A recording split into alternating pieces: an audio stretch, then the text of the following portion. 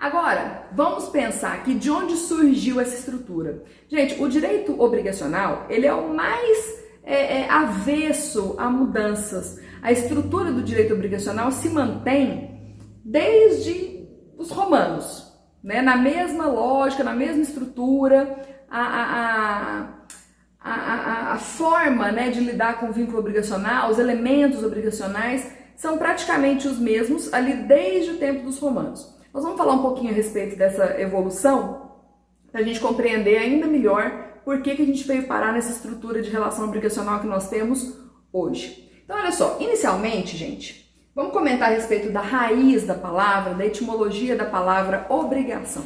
Obrigação deriva do latim obligatio, e ligatio quer dizer o quê? Ligação, vinculação, liame, né? A gente está falando o tempo todo dessa amarração que existe entre credor e devedor, que a gente tem ali a necessidade daquele cumprimento, porque senão nós temos o ordenamento jurídico na cola daquela pessoa que está inadimplente e tal. Então, essa vinculação que amarra devedor e credor, dando a possibilidade de exigir, né, uma determinada prestação, vem essa ideia da ligação está no próprio nome mesmo, na etimologia, na raiz da palavra da obrigação.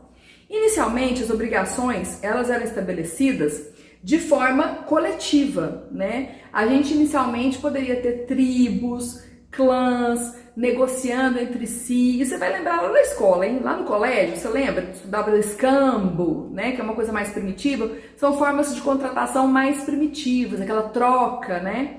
Então a gente tem uma tribo que tem um excesso de produção, e aí troca aquele excedente de produção com uma outra tribo, um outro grupo e etc e tal, né?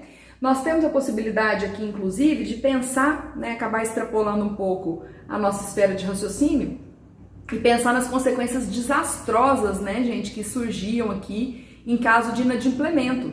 Porque se um determinado grupo, tribo, clã, se vincula numa relação obrigacional, ainda que verbal, né? Olha, tá aqui o nosso excedente de produção que a gente vai trocar ali com fulano.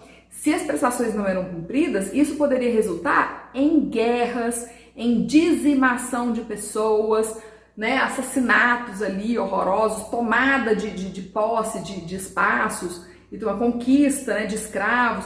Era uma situação muito séria a do inadimplemento aqui nesse momento mais primitivo, né, do direito obrigacional aqui para nós. Aos poucos a gente começa a perceber também, internamente, nesses grupos, nessas tribos, nesses clãs, a divisão, a subdivisão de grupos familiares, né, que não são como a gente tem hoje, tem o pai, a mãe e o filho, né, grupos familiares maiores, que você tem ali os cunhados, as esposas, os filhos, os pais das esposas, todo mundo ali envolvido. Lembra do paterfamilias, aquele chefe de família e tal? Nesse momento das obrigações assumidas pelas famílias, a gente também imagina, até um pouco assim, num momento primitivo, diferente do que nós temos hoje, além de bens, né? Nós estamos falando aqui que o objeto da relação obrigacional é uma prestação que vai recair sobre um bem que você está negociando, um valor, um serviço. Ali poderia envolver até pessoas, né? Negociação de servos, negociação dos filhos, o pai tinha poder de vida e de morte sobre o filho. Então, as relações obrigacionais extrapolavam até a esfera do material, do patrimonial, para englobar até pessoas ali que seriam tuteladas ou que estariam ali até como propriedade daquele sujeito paterfamilias, por exemplo. Mas ainda quando a gente tem as obrigações que eram coletivas, também a gente tem as obrigações assumidas aqui por famílias, que tinham essas consequências nefastas, né, em caso de inadimplemento. Mesmo as obrigações que se tornam depois individualizadas, né, elas também requerem algum tipo de solenidade, né, de garantia daquilo que está sendo realizado, daquela negociação que está sendo feita. Então é interessante a gente imaginar que mesmo nos tempos primitivos era exigida uma certa formalidade, uma solenidade para que a obrigação fosse considerada válida e exigível, né? O que aconteceria? A pessoa, né, disposta a se vincular ali, que vai adquirir um animal, né, vai prestar um serviço, sei lá do que. Então a gente tem essas pessoas num local público, né, manifestando a sua vontade de se vincularem e assumindo a responsabilidade para o caso de inadimplemento. Então você ia lá para a tal praça pública e perguntavam para você aquela fórmula específica, né? Dare mi respondere. Então quem responde por essa obrigação? Aí o devedor vai lá e se vincula solenemente, respondeu, né? Sou eu que respondo por essa obrigação. Então ele já sabe que ali existe um caráter formal, que existe um caráter de exigibilidade, de amparo, né, para aquele vínculo obrigacional. Se ele não for cumprido, teremos sim consequências negativas para o nosso devedor. No entanto, a gente está falando aqui a respeito de atacar o patrimônio do devedor, que é a parte do corpo dele que dói e tudo mais. Nos momentos primitivos era assim, pessoal? A gente atacava o patrimônio do devedor, ia lá buscar um cabrito como indenização do que ele não fez, que falou que ia fazer? É assim? Não, gente. As sanções para o nosso devedor inadimplente eram sanções físicas, corporais. O devedor inadimplente, ele poderia responder com a sua liberdade, ele poderia ser preso, ele poderia responder com a sua própria vida, ele poderia ser morto, né? Se ele tivesse vários credores na cola dele querendo receber, e, né, cadê meu serviço, cadê o objeto, cadê o bem, cadê não sei o quê, e ele estivesse devendo para várias pessoas, o devedor não só poderia ser morto, como ele poderia ser esquartejado e os seus pedaços distribuídos entre os vários credores. Um ficava com o bracinho, o outro ficava com a perninha, o outro ficava com a cabeça, e distribuía o devedor entre os vários credores.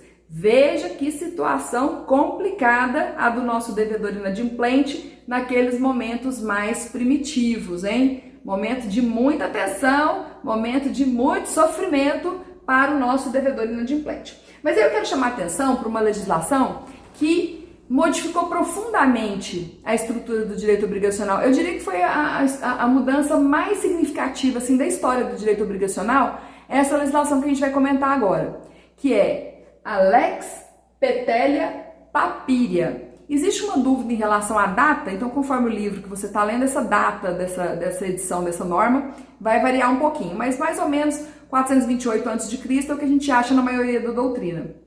A Lex Petelia Papiria, ela trouxe uma revolução maravilhosa para o direito obrigacional. O que ela fez, gente? Ela disse o seguinte, olha, não vai existir mais responsabilidade corporal, física do devedor caso ele fique inadimplente. Nós vamos deslocar a responsabilidade da pessoa para o patrimônio do devedor. Se o devedor ficar inadimplente, a gente não vai mandar pendurar de cabeça para baixo, mandar enforcar, mandar esquartejar, mandar prender, não. A gente vai tirar os bens que ele tem. A gente tira esses bens que ele possui e entrega para o credor como uma forma de compensação, como uma forma de satisfação, né? Então a gente resolve o problema do credor que estava prejudicado patrimonialmente, né, que não recebeu o que era devido, e a gente poupa aqui a vida do devedor, que não adianta nada sumir com ele. O que a gente precisa é recompor o prejuízo que o credor sofreu. Então, dentro dessa lógica da Lex Petelia Papiria, a gente tem um grande avanço, hein, gente? Isso aqui é tipo lá, sabe no direito penal? Que tem a pena de talião, olho por olho, dente por dente? Não foi bonito aquilo, gente? Por quê? Olho por olho, dente por dente. Se você furar meu olho, eu furo seu olho. Se você arrancar meu dente, quebrar meu dente, eu quebro seu dente. É lindo isso, gente. É muito bonito. Por quê? Porque estabelece uma ideia de proporcionalidade que antes não existia. Se você furasse meu olho, eu ia lá, matava você e sua família inteira. Um olho, a família inteira, né? Se você quebrar meu dente, eu quebro seu dente. Se você antes quebrasse o meu dente, não existisse a pena de talião do olho por olho, dente por dente, da proporcionalidade, eu vou lá e dizimo toda a população da sua tribo. Que bom, né? Então, diante disso, a Lex Petelia Papiria trouxe esse avanço no direito obrigacional, igual foi a pena de talião ali para trás, no direito penal. Nós temos aqui essa ideia de patrimonialidade, né? Que se o devedor te causou um prejuízo patrimonial, ele vai arcar com essa responsabilidade também de forma patrimonial. É bastante interessante a gente ter essa ideia. O direito obrigacional, portanto, ele vem com essa ideia básica dos sujeitos vinculados entre si, tem uma prestação para cumprir, se cumpriu bem, se não cumpriu, a gente ataca o patrimônio do devedor, tá? Mas eu queria chamar a atenção para um avanço um pouquinho mais adiante, que houve um certo abuso em relação ao direito obrigacional, uma certa desproporcionalidade em alguns momentos da história. Vamos comentar um pouquinho na época do direito medieval, muito influenciado pela igreja, pelo direito canônico. Lembra de estudar isso lá em História do Direito? Os cânones da igreja, nossa, é pecado você ser devedor e não pagar. A inadimplência é um pecado absurdo. Então essa ideia da igreja misturada ao direito era bastante comum. E isso, gente, deu aso a muito tipo de exploração aqui que perdurou durante os séculos. Olha aquele princípio ali, pacta sunt servanda. Vamos gastar mais latim, hein, gente? O povo do direito tem que gastar o latim.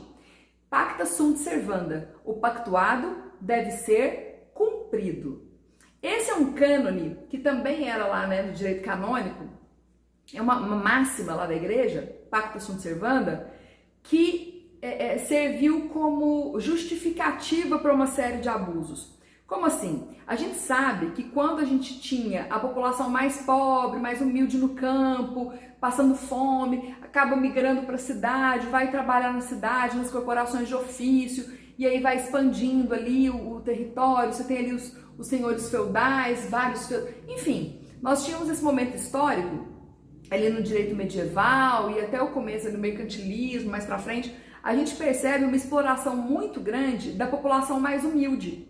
Então, o que acontece? Você se vinculava numa relação obrigacional onde você vai trabalhar 18 horas por dia e 60% de tudo que você produzir vai ficar para mim, ok? Você concorda, você está de acordo, você faz esse contrato aqui comigo, fica sendo combinado entre nós? Ok, eu aceito, fica sendo combinado.